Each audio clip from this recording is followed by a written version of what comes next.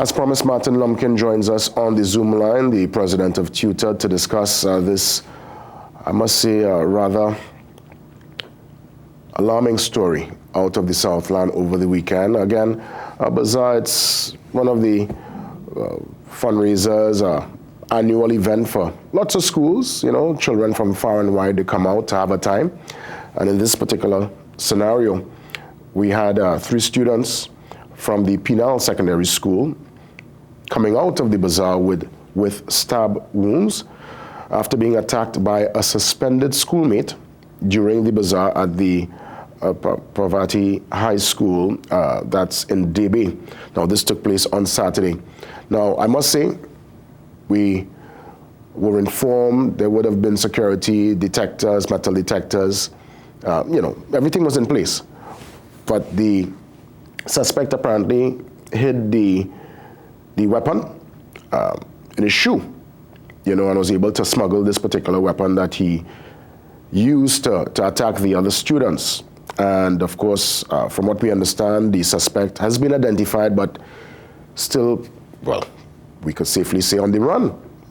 This is a rather bizarre development because I wonder if this young man lives with parents. I mean, how could he? Where is the young man at this point in time? I mean, that's the question. And what will take place? Let's hear from TUTA as to their position on this particular matter and what are some of the steps to treat and to deal with acts of violence at our nation's schools. Great to see you as always, Martin. Welcome. Good morning, Mr. Williams. Good morning to your viewers. Good morning, Trinidad and Tobago. Thank you for having us once again on your program.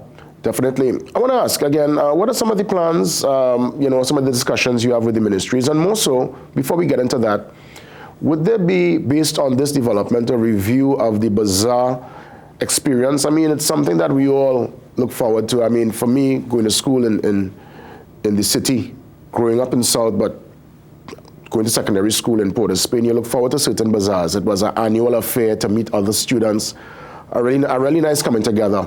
You know, you end up making friends. The school, of course, they're able to raise funds to help with certain infrastructure. So I kind of really felt a way for the school that held this bazaar because I'm sure going forward, that bazaar will probably be an afterthought. Just your take on that and more or less TUTA's position on this particular development. So ideally, schools should not have to raise funds to provide for the school, whether it's, you know, whatever funding that they need to. So ideally, this should come from, firstly, the Ministry of Education or from corporate citizens, corporate sponsors, etc. And the fact that schools have to go through these annual fundraising events, it puts a lot of pressure on the schools to actually come up with these, have it well organized, planned, and executed. But be that as it may, the primary aim is to get funding. However, as you would have pointed out, it's a case where students come together. Remember that some of the students would have been in the same primary schools and then would have gone to separate secondary schools. And they would go and meet their former classmates and, you know, have a good time, rekindle, you know, the joys of the past, etc., while, you know, spending and, you know, supporting the school. But ideally, you know, schools should not go through that. However, we are not in an ideal situation. And as such, schools have to raise their funds. And we would now have to look at, for the safety of all attending, we would have to now have better protocols, entry protocols, and even monitoring. We should not have reached this place. You know, these events should be, you know, such that it's free. And I'm not saying not paid to come in, but free, that you go in there and you have a level of, you know, comfort, psychologically, you know, as well as physically. But it is quite worrying at this time. But you know, but interestingly, the General Secretary of the Mahasabha said that, you know, there would have been ample security detection. You know, they would have gone through all the protocols, metal detectors, the full works. But the weapon went in undetected. Apparently, the student hit the object in the tongue of his shoe. Yes. And got in, obviously, and that's a rather unfortunate development there. It's worrying as well, too, that someone so young could go through such and plan such that to bring in a weapon onto the compound of a school, which is, supposed to be a safe haven. And we can get into the reasons why. However, it's quite worrying that our nation's children, our youths are going through such lengths and measures in order to carry a weapon. We really shouldn't have those kind of metal detectors, in a society like ours. However, it's becoming quite worrying, and as such, I don't doubt the board and the school having their security measures. However, we really should not have reached that place. And the level of anger, the level to which our young children are going through in order to get revenge, it's quite worrying. And we are only looking at it on a subsurface. We are not dealing with the root causes. And we need to admit that we have a big problem in society, in our communities, in our families, in our schools as well. School is a reflection of the community. And we really need to have some serious intervention at this time. So a student, well, I guess when they find them, because from what we understand up to news time, the suspect is still at large. Now, again, my mind is blown because I don't think the student will be renting or will be living on their own. I think they will obviously have parents or at least some kind of guardian. So clearly they're coming to terms with what they would have done, and obviously knowing that the consequence or to the whatever the particular result would be a severe one. Naturally, they're on the run. But when they actually get the student, which I'm sure they will, what's a recommendation? Because again, the young people make severe mistakes, but we don't want to leave someone out of the particular the fold. Yes, there are those who might call for the iron fist and will call for charges and all that, but what's the best way to treat with a scenario like this, especially when they finally get this particular suspect? We have to treat the suspect or the student. Remember, it's, from all indication, it's a minor. We have to do all in power to rehabilitate.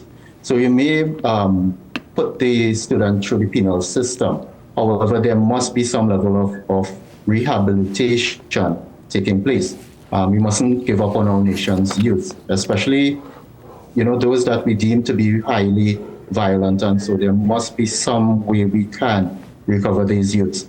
And I want to point out as well, too, we have been saying that the suspension system, yes, it is to remove the threat from the school. But when you remove the threat to the school and you place them back in an environment which will enhance their behavior without some level of intervention, that is a recipe for disaster. You are not doing anything to reform the offender, which we should be doing. We shouldn't have to leave it to law enforcement as well as the penal system. Something needs to be done earlier. And I'm sure way down in the child's school life, there must have been signs. There must have been indication that this child is going through some sort of trauma in his life and needs the help. He must have been crying out sometime. And the system does not cater sufficiently. There are systems, but it doesn't cater sufficiently to have reformation, to have meaningful intervention. The ministry is speaking about the restorative practice, and they're boasting about it. Fine, we don't have the statistics to prove it. However, if it is working so much, why not roll out from the schools of focus into the other schools that need this restorative practice, that needs the intervention? Student Support Services Division, we have been crying out that they need to be resourced adequately in order to do their job. And it's falling on deaf ears. So let me ask President Lumpkin, do you think students that go through such or go down such an extreme road to stab an ex-student. In this particular case, this was in a disco. Should they at some point be reintegrated back into the school system? You think there should be a second chance for the student, or, as you said earlier, probably penal system and probably something else? What do you think will be the best fit? Well, the individual did commit a crime by, the actions at that school. So there has to be consequences for his action within the law and most likely the penal system. However, there must be some level of counseling, some level of intervention to try and get that child back into what we term normal society, and eventually integrate him back into, because I really don't know the background of the child, but there must be some way we can, and not only him, thousands of our nation's children need those interventions.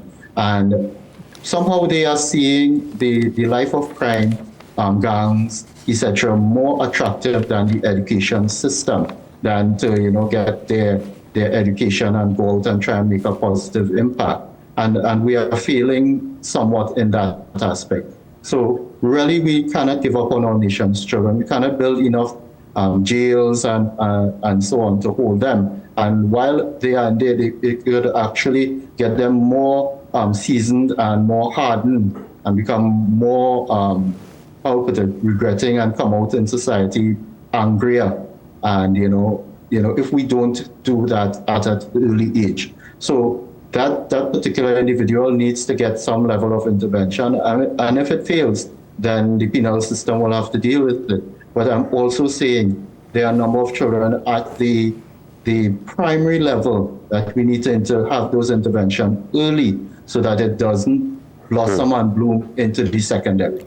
President Lumpkin, what advice, when you talk to your members, what's the protocol if violence is now brought to them? We're talking here student to teacher violence. If a teacher is attacked in any particular way, what's the protocol, what's the advice in that regard? Because again, it's nothing that's far-fetched, it's nothing that's out of the realm of fiction. We have seen that before. What's the conversation like with your members if indeed that transpires within the walls of a school? Our teachers need to assess the situation now. By and large, our educators are not really trained in identifying, well, it's fairly simple to identify, but to intervene and to de-escalate the situation. The violence on any person does not happen just so. There are signs and symptoms.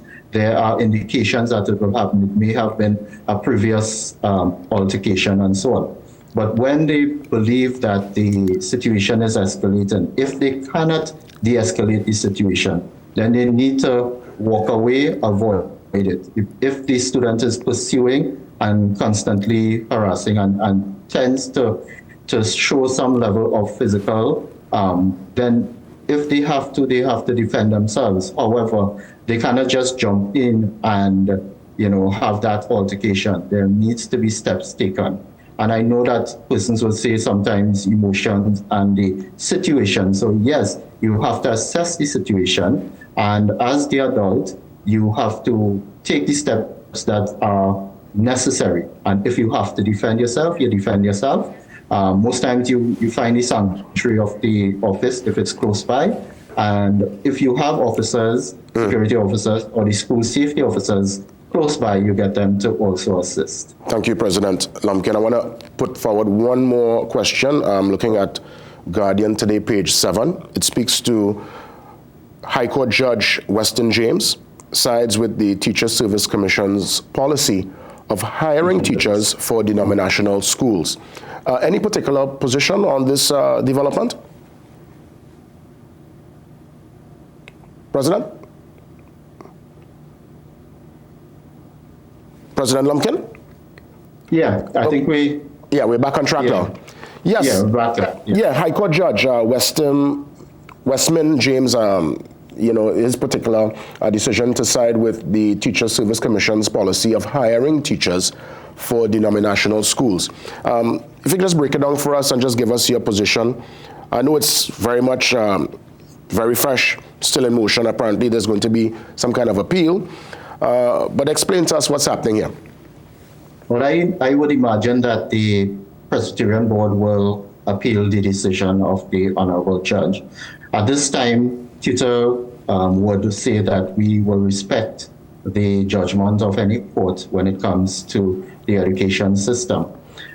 In this instance, previous to the filing of the court matter by the Presbyterian Board, I believe this is either 2021 or 2022, the boards would identify, and these are for new recruits, new teachers at the primary level. They would identify persons of their faith. They would have them apply for the teaching position. And while that is taking place, they would interview and then put forward to the Teaching Service Commission the list of persons that they want in their schools. In 21-22, the Teaching Service Commission said the way that it should be done is everyone applies. They would then interview these persons, generate an order of merit list, and then send it to the boards in order for them to choose who are the persons from their faith for their school. And the board objected. They wanted it to be done as previous. And so the court is saying that the Teaching Service Commission has not erred in their procedure in recruiting new persons. We want to say at this juncture that the government schools have been by and large being filled because there are no objections there. It's the denominational schools, and we will be pushing for any way that we can get these vacancies filled because yes, the concordat is there, and the judgment I believe spoke about the concordat as well. However, this is really keeping back the filling of vacancies at our denominational schools, and it is putting undue pressure on the administration as well as fellow teachers, as well as the students and the education system. So if there is any relief that can come to fill it, we will support. Indeed. President Lumpkin, as always, joy speaking with you, and let's stay on top of this story, and I hope that the young man, when they finally get him, he's given, well, obviously he'll have to answer to the severe charge of the stabbing, but I hope he's able to get counseling and there's some kind of rehabilitation for the young man, because we don't want to lose children in the system. And I'm thinking that, yes, people make severe mistakes at times, but there's always that hope that people could turn it around. And I hope there can be a 180. But I know the families of those students who would have been stabbed might not want to hear that today. They want to obviously get justice, and that must happen first. All the best, President Martin Lumpkin. All the best to you too. Thank you once again. That's right. I mean, we always find ourselves in a very delicate balance with children. Remember, teenagers still developing minds, and some would suggest, well, he very well knew what he was doing. He put the sharp object in the tongue of his shoe to go in the disco to get his revenge. And I also am a father of a teenager, so these are things that you think of on a personal level. But after indeed, the justice is done, I think there is a chance to, hopefully, with this particular student, hoping there can be some kind of rehabilitation, because if we lose this student, that's another person going into the system who could become even worse and take it to a different level. And I believe once there's life, there's always hope to turn it around. Let's get ready for the pause. We come back, we will get into some discussions regarding the tariffs and what's happening via that position held by Donald Trump as we look at the global economy. But before that, we'll get into our social media details and we get into the tariff talks later on. See you soon.